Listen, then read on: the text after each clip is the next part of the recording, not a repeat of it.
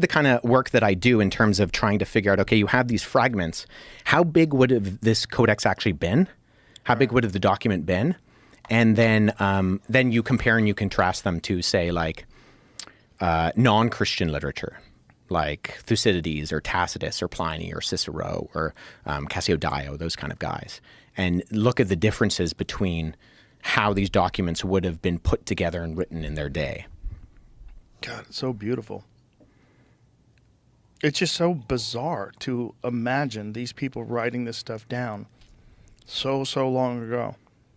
You know what's wild is when you actually get the chance, which I have a number of times, to actually handle the original documents. Oh my God. Do you have to wear rubber gloves? No. You know why? Is that we used to do that, but actually the oils in your hands are more abrasive than latex or even cloth. So the oils are more abrasive? No, sorry, I said that wrong. They're less abrasive. Okay. So it used to be that you always had to handle things with, gloves, and nowadays we don't do that anymore. Ooh. That's wild. And so you're touching it with your actual fingers. That's got to feel bizarre. I was at the, 2 summers ago, I was at the University of Pennsylvania, and I was looking at a manuscript called P1 or P-Oxy 2, 1.2. And it's a beginning of the 3rd century copy of the first page of Matthew's Gospel. And when I requested access to it, they told me that the last person to request it was when Pope John Paul II came and visited the States, and they pulled it out for him. Wow. So on the, in the library when you used to have to punch your name, write your name on the cards. Yeah. If there was a card, that guy. So I made a facsimile of that one too. And that one is that's the genealogy of Jesus from Matthew's Gospel. Wow. Actually, you know what, Jamie? If you go up to the search bar and put CSNTM, those letters, CSNTM.org.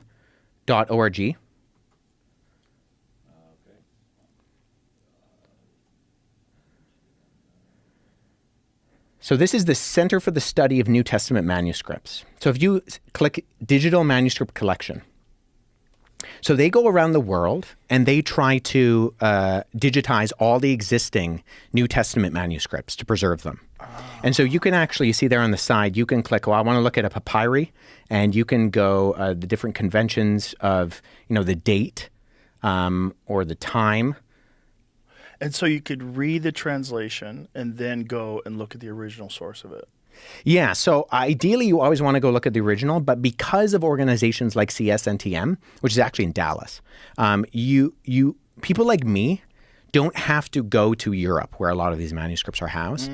We can look at them, and because these are such high grade, that you can figure these things out. So actually, a guy I know, Elijah Hickson, he used that, and he actually figured out that there was a prominent manuscript, P50, which is a forgery. And so he used that based on looking at the digital. Really? Yeah, he filled in the gaps within the rips and saw that the words didn't match up when you fill in the gaps.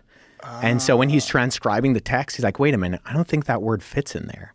And based on that, he's like, yeah, that's a forgery, because someone has written the text in after that piece of papyri, which is, these forgeries are almost always a genuine piece of ancient papyri. Someone gets it from the black market antiquities. Oh, and then just writes on it afterwards. Yeah, right there. So P50. So if you fill in these holes, they're called lacunas.